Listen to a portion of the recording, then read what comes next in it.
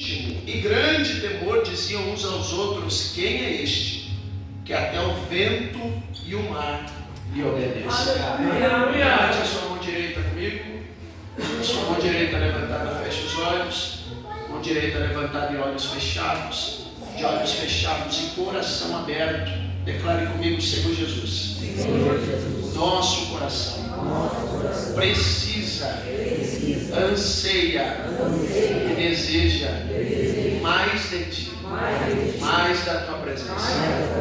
Tu já tem trabalhado e te damos total e completa liberdade, em nome de Jesus. E quem crê, diga: se você pode, aplauda ao nome do Senhor.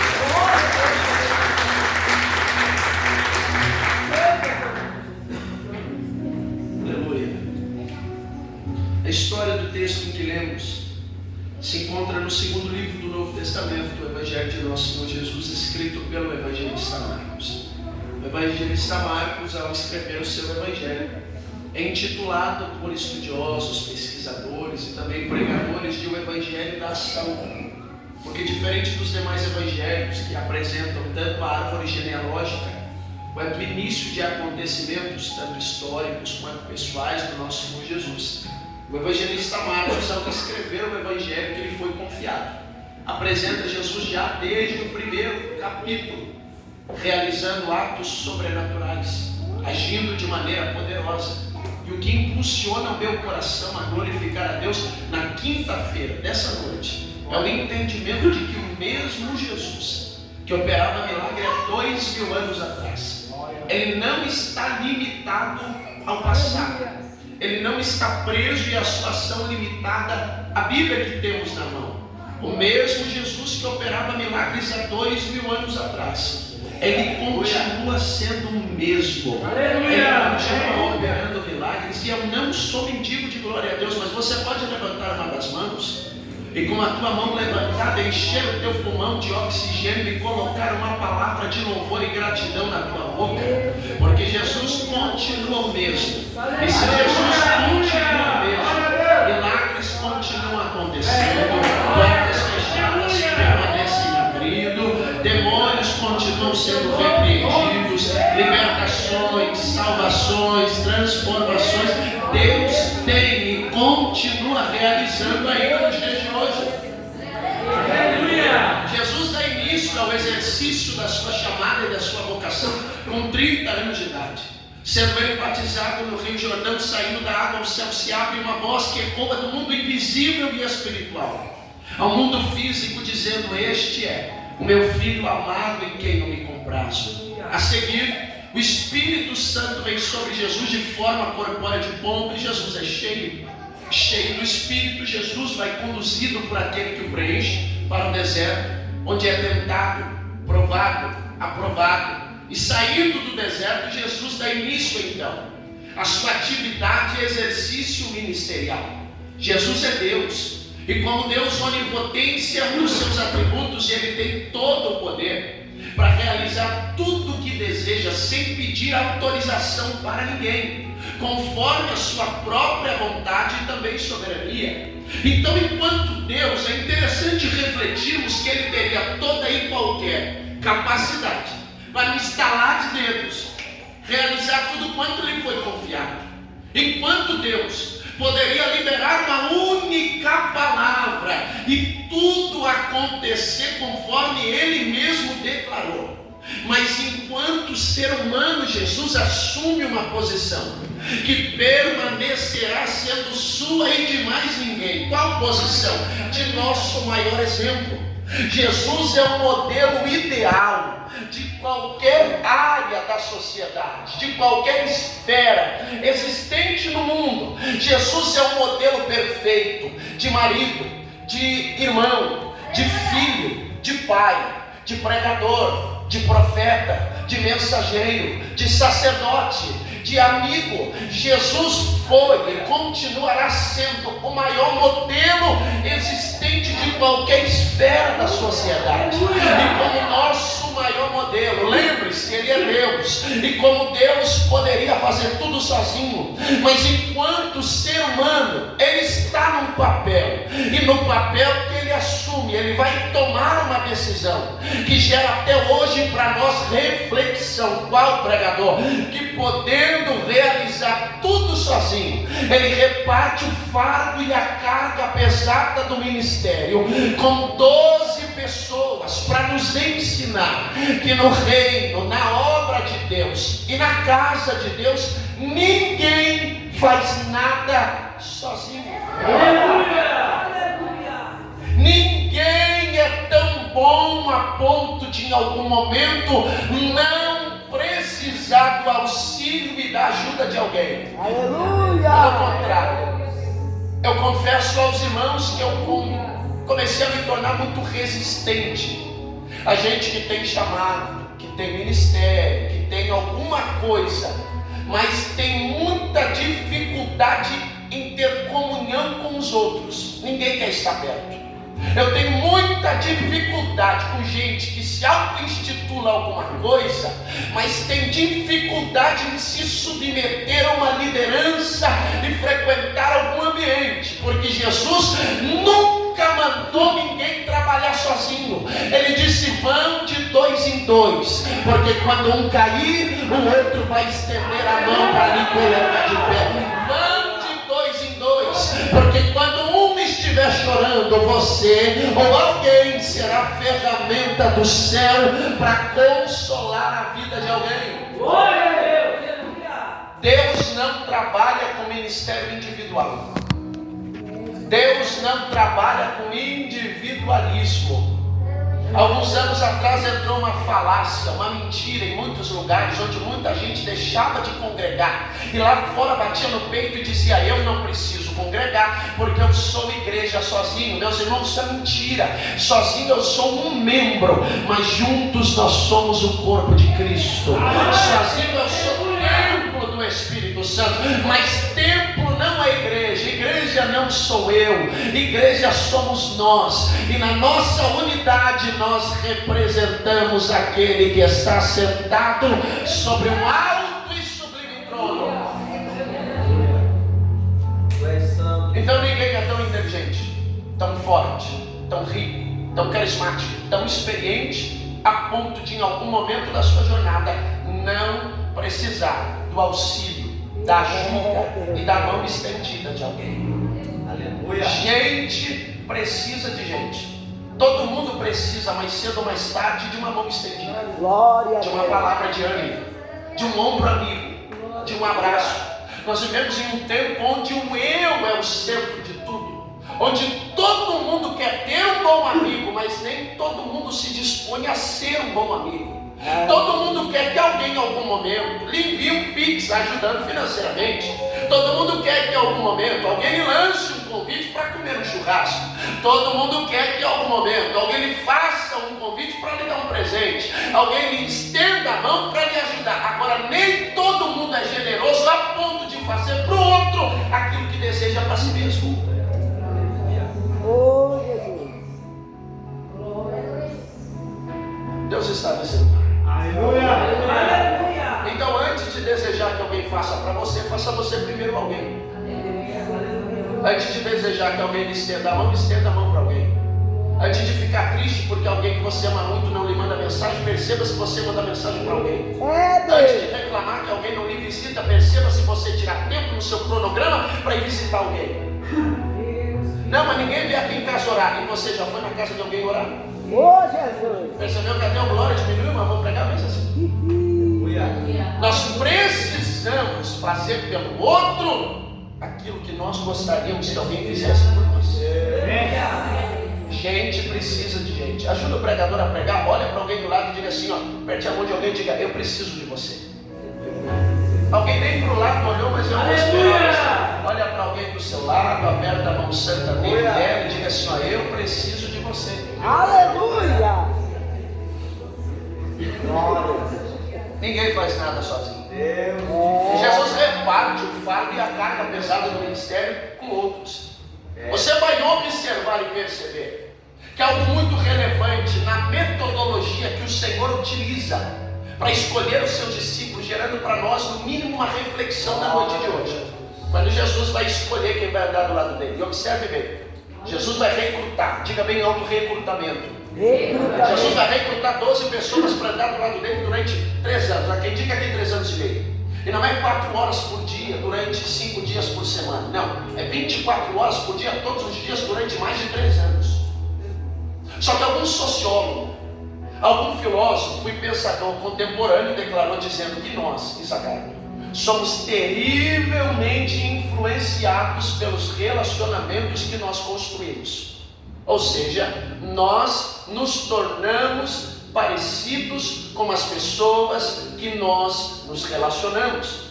Mais cedo ou mais tarde, quando eu seguidamente frequento determinado ambiente, quando eu começo a interagir e me relacionar diretamente com determinado indivíduo ou grupo de pessoas, pelo apego emocional que eu deposito em cima do indivíduo ou daquele grupo, logo eu sou influenciado por este ambiente. Você vai perceber que mais cedo ou mais tarde você vai estar se vestindo como aquele grupo, ou comunicando como aquele grupo, dando risada das mesmas coisas, utilizando o mesmo dialeto, as mesmas gírias. Você vai gostar de frequentar os mesmos ambientes, tomar as mesmas atitudes, ouvir o mesmo ritmo musical, gostar das mesmas atividades. E esta é uma verdade tão bíblica que o homem mais sábio do Antigo Testamento, o rei Salomão, declarou dizendo que quem anda com sábio se torna sábio. De contraponto, quem anda com tolo se torna, porque nós nos tornamos parecidos com as pessoas que nós nos relacionamos. E você vai lembrar muito bem que no monte, depois que Jesus é traído por um beijo por causa de Judas, Jesus é preso e durante uma madrugada de um julgamento totalmente injusto, Pedro está do lado de fora no pátio e tem uma multidão trabalhando, se movendo, e dentro dessa multidão grupos são formados, porque a noite e a madrugada estava fria, alguém faz uma fogueira. Pedro então se aproxima da fogueira para se aquecer. Alguém olha para Pedro e diz: por acaso tu não é um dos discípulos desse Nazareno?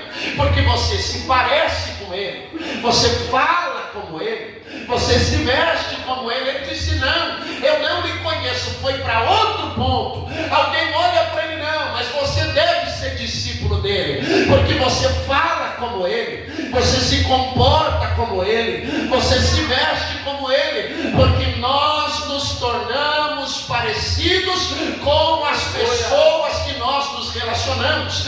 E aí entra a máxima que nós precisamos refletir na noite de hoje: com quem nós estamos nos relacionando. Aleluia. Para quem você tem dado acesso? Aleluia. Quem você tem convidado para participar da tua atividade diária, do teu cronograma, dos teus compromissos? Quem você tem permitido entrar dentro da tua casa e participar da tua intimidade? Para quem você está abrindo o coração e compartilhando os teus sonhos, teus projetos, os teus desafios, as tuas provações, as tuas fragilidades? Porque tem muita gente frustrada, decepcionada, desanimando porque caiu no equívoco de dar ouvidos a pessoas que não dão ouvidos à voz de Deus. Aleluia. O que tem de gente ferida, desanimada, frustrada, cansada, decepcionada porque caiu no equívoco de confiar em quem não devia, que deu espaço demais para quem não devia. Precisamos nos tornar seletivos com os nossos relacionamentos. Tem gente que não administra bem o seu emocional, e por causa de um emocional mal administrado gera dentro de si carência, e por causa da sua própria carência acaba dando acesso a todo tipo de gente, independente da índole, independente do caráter, independente da atividade que o indivíduo, apenas por causa de um sentimento mal administrado. O problema de eu dar acesso e permitir com que pessoas que não deveriam partilhem da minha intimidade é que esse tipo e determinado grupo vão gerar algum tipo de impacto, seja psicológico, emocional e até mesmo espiritual na minha jornada. Porque nós vivemos em um tempo complicado, pastor Eliane, onde boa parte dos relacionamentos que são formados não estão alicerçados em quem você é, mas naquilo que você pode ou não proporcionar. Você lembra do filho pródigo? Ele pega a sua parte da herança e vai aproveitar os prazeres do mundo com muito dinheiro que ele adquiriu durante a sua vida. Enquanto ele tinha dinheiro, tinha muitos amigos. Enquanto ele poderia proporcionar bebida, tinha muitos amigos. Enquanto ele poderia patrocinar o alimento, tinha muitos amigos. Enquanto ele permitia com que os seus amigos usufruíssem daquilo que ele tinha muita gente na sua volta, do seu lado. Porque falsos amigos são assim, eles não te amam por aquilo que você é, eles te amam por aquilo que você tem, e quando você deixa de ter, você se torna descartável. Falsos amigos são amigos interesseiros. Não é o que você tem, é o que você pode me proporcionar. Não é o que você é, é o que você pode me beneficiar. É a oportunidade que você vai me conceder. É a influência que você vai gerar em mim. Falsos amigos são amigos interesseiros. E o que tem de gente ferida hoje porque permitiu, deu acesso a quem não devia, acabou se decepcionando, e pela decepção que foi gerada, uma ferida foi cravada dentro da própria alma e perdeu a esperança e a expectativa de acreditar que realmente alguém pode ser bom, generoso, que pode ser amoroso. O que tem de gente frustrada dentro da igreja porque botou ficha, porque depositou demais a sua própria esperança em cima de seres humanos que são limitados e falhos. Nós precisamos selecionar bem os relacionamentos que nós construímos. Pastor Elias, eu estava no centro da cidade algum tempo atrás com a minha mãe, fui auxiliar ela em alguma coisa. Eu tenho um amigo, estou falando dele agora porque ele estava nesse episódio. Fazia muitos anos que eu não via. Ele é amigo de muitos anos, mas fazia muitos anos que eu não via. E eu vi ele. E nós temos um amigo em comum. Nós três somos casados. E primeiro cumprimento. E aí, mano, como é que você está? Tudo bem? Como é que tá as coisas e tal? 30 segundos de conversa. 30 segundos. Quantos segundos eu disse? 30 segundos de conversa. Ele falou: sabe o fulano? Eu falei: sim. Me procurou final de semana para contar os problemas do casamento. Eu não perguntei absolutamente nada. E a pessoa começou a despejar a intimidade, os segredos do outro que eu nem queria saber. Você percebe que a dificuldade que nós temos nos dias de hoje de confiar e de ser confiáveis, o quão desafiador é nós permitirmos qualquer tipo de pessoa para andar do nosso lado, de tal modo que tem gente que se aproxima e tem aparência, mas não tem caráter. Então na nossa frente, quando ouve os nossos problemas e sonhos, está sorrindo ou se compadece, mas pelas costas está jogando o nosso problema no vento para todo mundo saber. Por que tu está pregando sobre isso? Porque o Espírito de Deus ministrou ao meu coração que na noite desse dia Ele está chacoalhando a estrutura de alguém. Para o teu entendimento, para que você entenda que é necessário abrir mão de alguns relacionamentos que, ao invés de contribuir, estão prejudicando você e o cumprimento das promessas de Deus na tua vida. Tem gente que está confiando demais em quem não deve, está investindo demais em quem não deve, está pegando o problema dos outros que você não gerou, mas que está gerando problema dentro da sua própria casa. Tem gente que está se decepcionando, se frustrando, se ferindo e pegando briga que não foi você que causou. Você lembra do profeta Jonas, carimbado com o título de profeta fujão? Deus mandou ele para Nínive tentando desobedecer Deus. Ele compra uma passagem para determinado local. Ele, pegando a passagem, entra em um navio, se esconde na parte inferior, entre o capitão e a tripulação. Eles partem em viagem. A viagem, que era tranquila, é surpreendido por um vento contrário, quase que o navio quebra e o capitão e a tripulação morrem. A pergunta que fica é: que tipo de pecado o capitão e a tripulação cometeram para que eles morressem naquele dia? Nenhum, mas quase que todo mundo morreu por permitir quem não devia entrar dentro do seu barco. Quando eu dou acesso a determinadas pessoas, eu tenho que entender que na união dessa relação eu vou colher coisas que eu não plantei, mas que o outro plantou durante a sua vida. Aleluia! Espírito Santo de Deus. E como é que eu evito decepção, pregador? Como é que eu evito frustração, pregador? Como é que eu evito essa dor, pregador? Fazendo o que Jesus fez. Quando Jesus vai escolher quem vai andar do lado dele, entendendo o nível nível de importância, que é os relacionamentos que nós construímos, o que é que Jesus vai fazer? Ele sobe no monte, dobra o joelho e clama ao Pai em oração. A oração vai te dar discernimento. A oração vai te dar maturidade. A oração vai te revelar o que é certo e o que não é. A oração vai aguçar os teus sentidos e vai te mostrar o caminho correto que você deve seguir. A oração vai te mostrar além do natural e além do visível. Muitos problemas que nós temos no dia de hoje poderiam ter sido evitados se antes de tomarmos determinadas decisões nós tivéssemos consultado Deus em oração.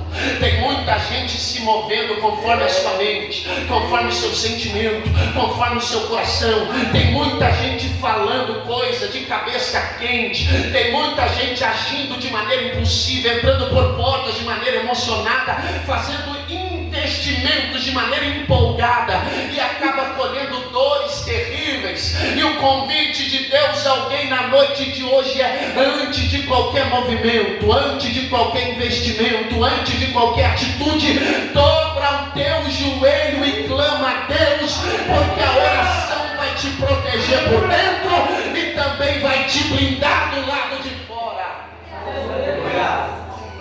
Me ajude a pregar, olha para alguém e diga assim: ó, precisamos orar um pouco mais. Precisamos orar. Amém. Não tem como vencer. Não tem como se nós não orarmos. Jesus ora e escolhe 12 pessoas. Observe bem, a rotina de Jesus é muito corrida. Atividade muito exaustiva. Jesus tem pouco tempo para realizar tudo quanto lhe foi proposto. É 3 anos para mudar o mundo. A obra é grande, o tempo é curto. Jesus recruta os seus discípulos depois de orar.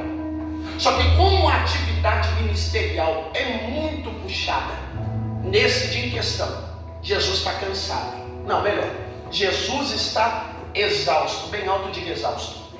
Jesus está exausto.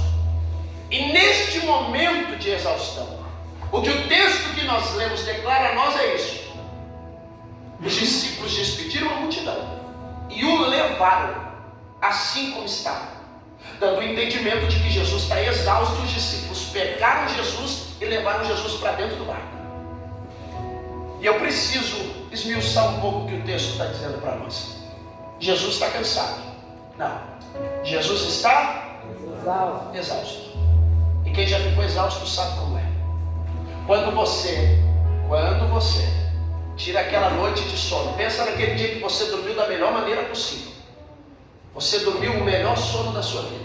Acordou de manhã cedo, tomou o melhor café da manhã possível. Diga glória a Deus. Glória a Deus. Daí foi tomar aquele banho, deu uma revigorada, fortalecida. Você percebe que a sua atenção 100%. Você percebe que o seu vigor 100%. Você percebe que a sua força está 100%. A sua atenção está 100%. O teu desempenho durante aquele dia tem uma tendência natural a ser o melhor possível. Alguém concorda comigo? Diga amém. Amém. Agora inverte o papel. Pensa naquele dia que você está exausto. A tua paciência não existe. A tua irritabilidade está lá em cima. Você vai comer e não sente prazer porque está exausto.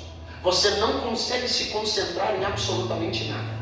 É muito comum que alguém no momento de exaustão está andando dentro de casa e não tenha atenção e nem senso de direção, de distância, bata o ombro na porta, bata o pé na quina da mesa e esbarre nas coisas, deixe cair, quebre um copo, quebre um prato, caia talher. Por quê? Porque a exaustão tomou conta e os sentidos foram se perdendo durante esse período de exaustão. No período de exaustão você está andando na rua e você tropeça nos próprios pés. Você tropeça em uma pedra pequena que naturalmente você passaria sem problema algum. Você não consegue perceber, e se estiver acompanhado, provavelmente eu devo dizer: espera um pouquinho que o sinal está aberto, um carro vai passar por cima de você. Você percebe que no momento de exaustão os sentidos são totalmente prejudicados. Quem entende isso, diga amém. Amém. Agora pensa comigo: Jesus está exausto. E alguém vai dizer assim: não, pregador, mas é que ele é Jesus. Só que enquanto ser humano, Jesus é o nosso modelo. E sendo o nosso modelo, ele ora, jejua, consagra, obedece, é fiel, é manso, humilde, obediente, perseverante, é constante, dedicado, mas o fato de ser tudo isso não me isentou de agora estar completamente exausto. Como que alguém como Jesus está exausto? Para nos ensinar que na obra e no reino de Deus não tem anjo nem demônio, não tem máquina e nem robô. Você é ser humano. Enquanto ser humano o corpo cansa. Enquanto ser humano a mente cansa. Enquanto ser humano o esgotamento chega. Enquanto ser humano o corpo sente. Enquanto ser humano a dor bate. Enquanto ser humano a lágrima rola. Enquanto ser humano as dúvidas batem à porta do coração. Enquanto ser humano, Deus nunca anulou a tua humanidade. Você é um ser humano. Jesus está cansado para nos mostrar que o cansaço chega para todo mundo, só que o entendimento precipitado de muitos dá um entendimento errado, porque tem gente que no momento da exaustão, no momento do cansaço, acredita de maneira equivocada que a única alternativa é a desistência. Só que Jesus nos ensina que quando o cansaço bate, a nossa alternativa não é desistir, é descansar. Aleluia! E como quando a exaustão chega, as defesas diminuem, a atenção diminui, a vigilância diminui. O grande problema está aqui. Quem é que está do meu lado quando o meu cansaço chega? Quem é que está próximo a mim quando a minha vigilância diminui? Quando a minha dor é grande? Quando o meu cansaço é grande? Quem é que está próximo a você? E aqui está o grande segredo. E é por isso a construção da introdução da mensagem. Quando Jesus vai escolher quem vai andar do lado dele, ele dobra o joelho e ora. Agora que o cansaço chegou, quem é que está do lado dele? Aqueles que ele orou para que estivessem juntos. Tem gente que quando o cansaço chega, tem gente com cabeça vazia perto, que lhe arrastam para fora, que lhe levam para longe do seu propósito, que lhe levam a fazer o que você naturalmente não faria, que lhe levam para um lugar de vergonha, de culpa, de dor, de arrependimento, de remorso, de vergonha. Só que Jesus está do lado dele, quem ele orou para escolher está. Jesus tem um propósito neste dia. Qual é o propósito? Chegar do outro lado. Só que ele está exausto, sozinho naquele momento não conseguiria. Está aí a importância do dia de hoje para o nosso coração. Jesus tem um propósito a chegar, mas a exaustão bateu. Aí está a importância, porque os discípulos pegaram Jesus, colocaram ele no barco, para nos ensinar que quando eu oro para escolher quem está do meu lado, quando o meu cansaço chega, quem eu orei para estar perto de mim, vai me ajudar a chegar no meu destino, vai me impulsionar a chegar no meu propósito e vai me agregar para que eu viva tudo quanto Deus reservou para a minha vida. Aleluia! Aí está a diferença de quem ora e de quem não ora. Quem não ora está sempre cercado de gente pessimista. Quem não ora está sempre cercado de gente problemática. Quem não ora está sempre cercado de gente desanimada. Agora quem ora, pode até ter um ou outro que tem essas características, mas tem sempre do lado quem ama o Senhor, quem quer conhecer a palavra, quem quer chegar para morar no céu, quem quer viver propósito e promessa. Ore e peça: Deus, me direciona para quem eu vou permitir andar do meu lado, e tenha certeza de uma coisa: você vai se surpreender, mas nos piores momentos da tua vida sempre terá uma mão estendida para te colocar de pé e te levar para o propósito que Deus, o Senhor, tem reservado para a tua jornada. Jesus entra no barco, pega um travesseiro, coloca na polpa do barco, deita a cabeça e dorme. Entra os 12 discípulos, a viagem está tranquila. Bem alto, diga tranquila. Tranquila. Está todo mundo, Jesus está dormindo, os discípulos estão no barco. A viagem está tranquila, os discípulos estão tranquilos, o tempo está favorável para viajar. Porém, no meio do trajeto, uma forte mudança climática chega. O forte vento sopra, o céu está negro, soprando o vento, aumenta as ondas, açoitando o barco para lá e para cá, e a água está entrando dentro do barco de tal modo que dentro do barco tem Pedro, Tiago, João, que são pescadores, mas neste dia a sua experiência não teve poder para lhes dar segurança. Eles têm uma convicção: nós iremos morrer.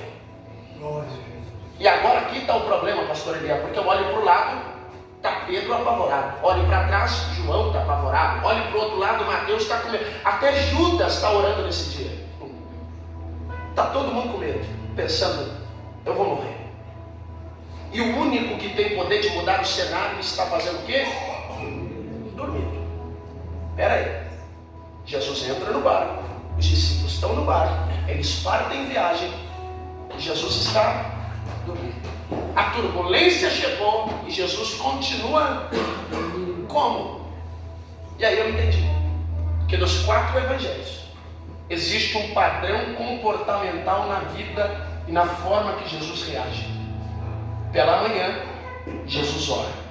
Pela tarde, Jesus ora. Pela noite, Jesus ora. Pela madrugada, Jesus orava.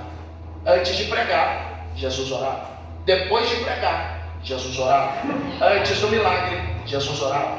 Depois do milagre, Jesus orava. Antes de viajar, Jesus orava. Quando chegava no destino, Jesus orava. Antes da refeição, Jesus orava. Depois da refeição, Jesus orava. Jesus orava tanto que quando ele dá a opção para os discípulos pedirem qualquer coisa, ele diz assim: Jesus nos ensina a orar. Jesus era um homem de oração. Só que os discípulos, por pedirem para que Jesus lhes ensinasse a orar, trazem a nós o entendimento de que Jesus orava muito e os discípulos não oravam nada. E observe no barco a consequência de orar e de não orar. Está tudo tranquilo, Jesus está dormindo e os discípulos estão tranquilos. A turbulência chegou, os discípulos estão apavorados, mas Jesus continua dormindo.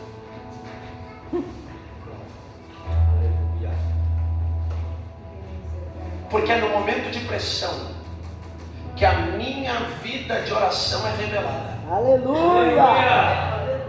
Quem tem vida de oração descansa na calmaria, mas também descansa na tempestade. Aleluia. Quem não ora enquanto está calmo está tranquilo, mas basta a primeira pressão para o medo de morrer chegar. Aleluia! Para pensar que o fim chegou, para pensar que não tem mais jeito, para pensar que é o fim da linha. Olha como está forte, tem até criança chorando. É tão interessante o impacto da oração que quem não ora, no momento da pressão, está com medo. Agora, quem ora, continua descansando. Aleluia! No meio da pressão, da tentação, da dificuldade, da luta, do dia mau, do vento contrário, qual é o teu comportamento? Aleluia, Jesus! Porque a forma que eu reajo no momento de pressão revela qual é o meu nível de confiança a Deus. Não é quando tudo está bem, eu demonstro tranquilidade, que eu revelo meu nível de intimidade, mas é no momento da pressão, é no momento que o controle foge da minha mão, é no meu tempo que eu não tenho domínio da circunstância, é no exato momento em que a pressão bate, que eu revelo onde está a minha dependência. Os discípulos estão apavorados, mas Jesus continua da exata maneira, porque quem ora é assim: eu sei onde eu estou, antes de estar no barco, eu estou descansando nos braços da fidelidade de Deus. Não importa o que me sobreveio, levante a tua mão e mantenha a mão lá em cima. Não importa qual vento tenha soprado, não importa qual dor tenha batido na tua porta, não importa quem tenha quebrado a tua confiança, não importa quão desafiador seja o cenário que você se encontra. Para quem tem uma vida de oração, o ambiente é o mesmo, é no lugar de descanso, o ambiente é o mesmo, é no lugar de confiança, o ambiente é o mesmo, é no lugar de dependência.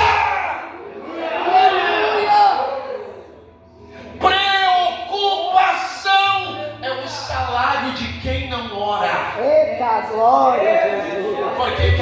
descansa, quem ora confia, quem ora não tenta resolver na força do braço, quem ora não tenta intimidar com a velha vida, quem ora não tenta resolver da sua maneira, quem ora não perde tempo se reunindo escondido para falar mal da vida dos outros, quem ora entrega na mão de Deus e vai dormir tranquilo. Eu não sei o que vai me sobrevir, mas eu sei que Deus está no meu barco, e se Deus está no meu barco, eu vou chegar do outro lado. Aleluia! Eu creio. Eu não sei qual é o contexto, qual é o cenário, qual é o desafio, qual foi a cova, qual foi a cisterna, qual foi a caverna, qual foi o gigante, mas eu sei de uma coisa: se Deus estiver contigo, vai dormir tranquilo. Aleluia! A forma que eu me comporto também é adoração ou murmuração. Adoração não é só palavra, Oh, glória! é comportamento.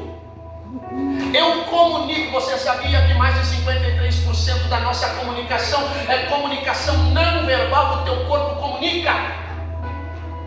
Tem gente que não fala na hora de orar, porque senão o diabo ouve. Meu irmão, não adianta não falar se o teu corpo está comunicando. Oh, glória!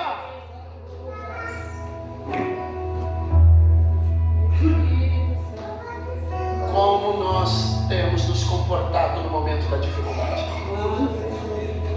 Será que a nossa fé é tão pequena a ponto de qualquer ventinho, qualquer ondinha, qualquer oscilação no barco da minha vida seja suficiente para eu pensar que eu vou morrer e que eu estou abandonado por Deus?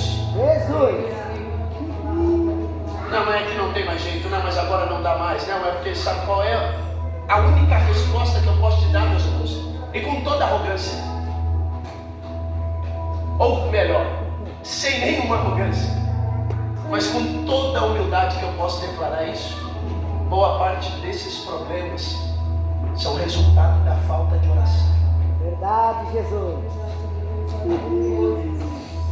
Não, mas Mateus, é que a minha rotina é muito corrida. Quem tem telefone, levante a mão. Existe no teu telefone uma engrenagemzinha, provavelmente escrito configuração. Você vai clicar nele, você vai descer e vai ter uma opção mostrando assim, ó, tempo de tela do teu telefone. Provavelmente ao abrir o tempo de tela, você vai se surpreender com o tempo que você investe mexendo no telefone, provavelmente assistindo bobagem. Eita glória! Alguns anos atrás, acreditava-se que lá no céu, no dia do juízo final, ia ter um telão mostrando todos os pecados. Alguém lembra que antigamente falava sobre isso? Se existisse esse telão, eu não tenho dúvida alguma de que ninguém teria justificativa para explicar para Deus o porquê que tem tempo para trabalhar, tem tempo para estudar, tem tempo para passear, tem tempo para se divertir, tem tempo para ficar rolando o feed do Instagram e do TikTok, mas Glória! tem tempo para dobrar o joelho e falar com Deus.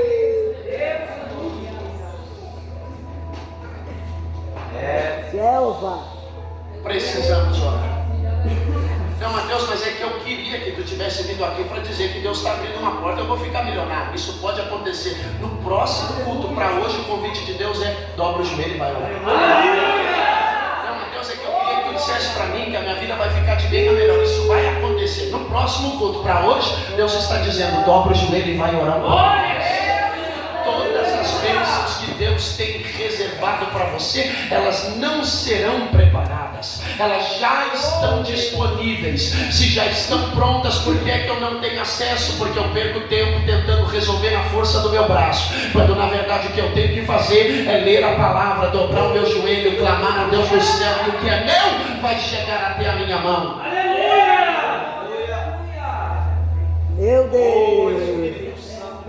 Convide Deus para a tua rotina e para a tua atividade diária. Espírito Santo. Não é convidar Deus para tentar ostentar uma espiritualidade, não. É porque a oração é uma atividade do crente. Aleluia! John Wesley disse que assim como o corpo precisa de ar para respirar, a alma e o espírito do cristão precisam de oração.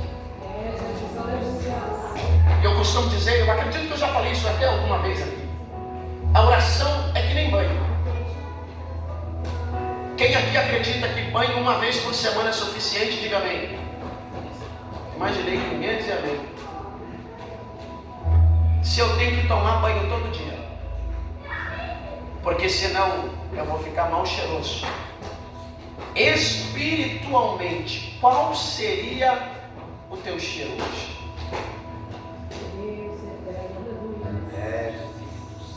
Aleluia. Precisamos orar mais. Precisamos chamar Deus para a nossa vida. Não existe fórmula mágica, meu irmão. Não existe chamar fulano, não, mas é porque o fulano de tal vai vir aqui, vai botar a mão na minha cabeça, eu vou ficar rico, vou ficar famoso, o meu problema vai acabar, o meu casamento será restaurado, meus filhos desobedientes, só vai faltar um problema na cabeça dele, que eles vão virar anjo. Isso não existe, isso é bobagem. Não adianta eu vir aqui revelar um monte de coisa, a placa do teu carro, do teu CPF, se a tua vida não mudar. A única forma de mudar de vida é com o joelho no chão e boca no pó. Eu não vim aqui brincar com a fé de ninguém, me emocionar ninguém, dizer que eu vi isso ou aquilo. Eu vim aqui dizer que a única forma de nós vencermos, permanecermos, perseverarmos é dobrando o joelho e falando com Ele.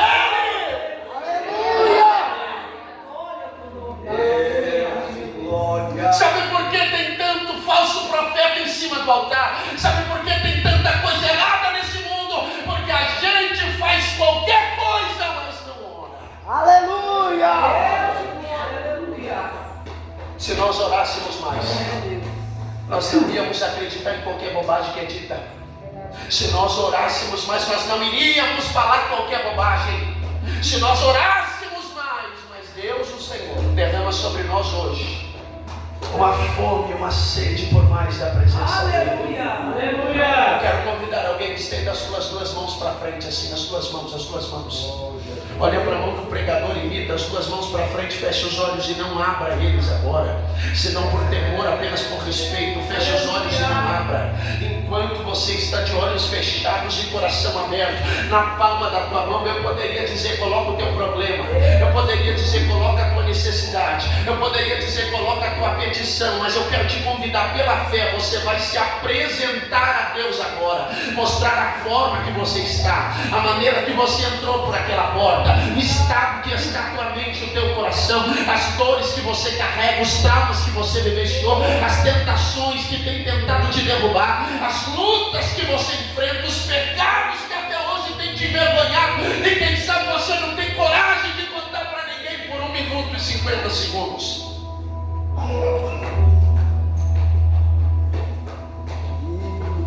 Tem oração subindo. Tem oração subindo. Tem oração subindo. Não é culto de ficar de olho fechado, mas a mente pensando lá fora. Fecha os teus olhos.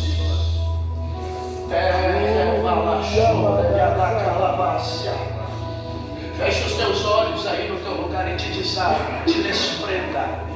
Deus é poderoso para enquanto você ora, Ele derrama bálsamo sobre as suas feridas. A Bíblia nos diz na carta aos Romanos, no capítulo de número 2, que é a bondade de Deus que nos leva ao arrependimento. Nós estamos aqui, a bondade de Deus nos alcançou, a bondade de Deus nos sobreveio. Deus tem te sustentado, Deus tem te guardado, Deus tem te livrado, Deus tem cuidado da tua casa. Eu sei que tem gente que quebrou a confiança, eu sei que você botou expectativa numa promessa que foi feita por alguém que garantiu que faria e não fez. Eu sei que você acreditou, eu sei que você tem planos pessoais, eu sei que tinha tudo para dar certo e não deu. Eu sei que você foi surpreendido no meio do teu trajeto. Eu sei que tem luta chegando de tudo que é lado. Eu sei que é pressão, eu sei que é dor, eu sei que é culpa, eu sei que tem medo. Mas Deus está ouvindo o teu clamor na noite de hoje. Deus está ouvindo a tua prece na noite de hoje. Deus está atento ao clamor dessa casa. Então fecha os olhos, abra a tua boca, levante a tua voz, te desarma, te desprenda, rasga o coração e fala com Ele.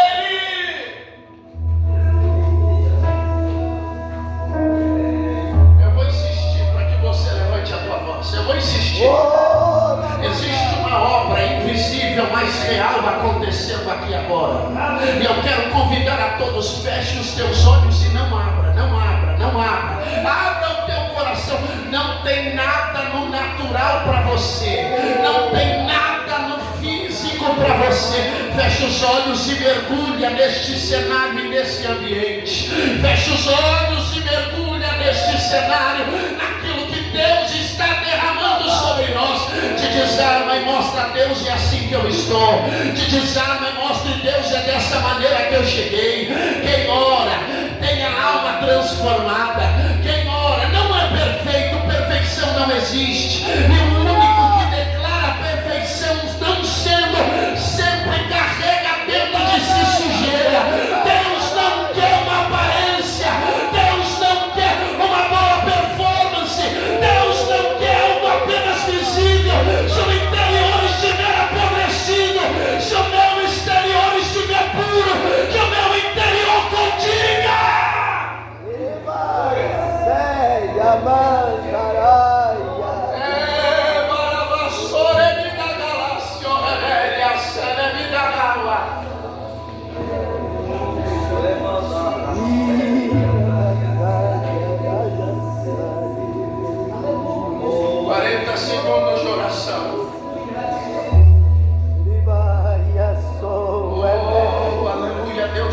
Força para perdoar quem te feriu. Deus está trazendo alguém a mudar a percepção da sua visão. Chega de ficar se martirizando por aquilo que passou. Chega de ficar comparando o teu presente com o teu passado. Chega de ficar toda hora olhando para trás, se lamuriando por aquilo que não deu certo. Tem novidade chegando e o futuro será melhor que o passado. Deus está abrindo um caminho no meio do deserto. Deus está abrindo uma rota de escape a alguém. Tem alguém na noite de hoje que será visitado pela mão do Todo-Poderoso por causa de uma oração que tem sido feita aqui nessa casa. Então abra o teu coração e comece a apresentar-se a Deus. Deus está convidando alguém a votar um voto, dizendo: Deus, eu vou orar mais, eu vou me consagrar mais, eu vou buscar mais a tua presença, eu vou fazer propósito de oração, vou botar meu telefone para despertar e pela manhã, antes de ficar nas redes sociais, eu vou começar a orar mais, eu vou parar de perder tempo discutindo com quem eu amo e vou começar a orar mais pela minha família, eu vou começar a clamar mais.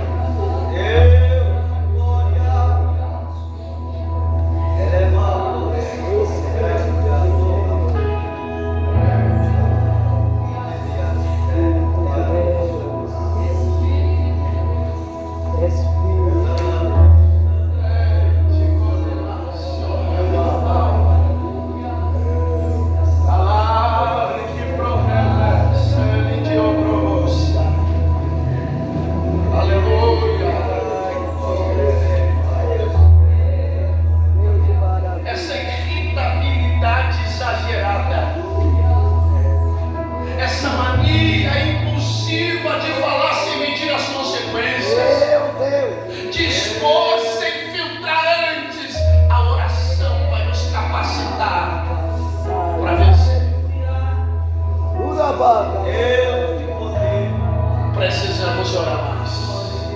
Aleluia! Se coloque sobre os teus pés, por gentileza.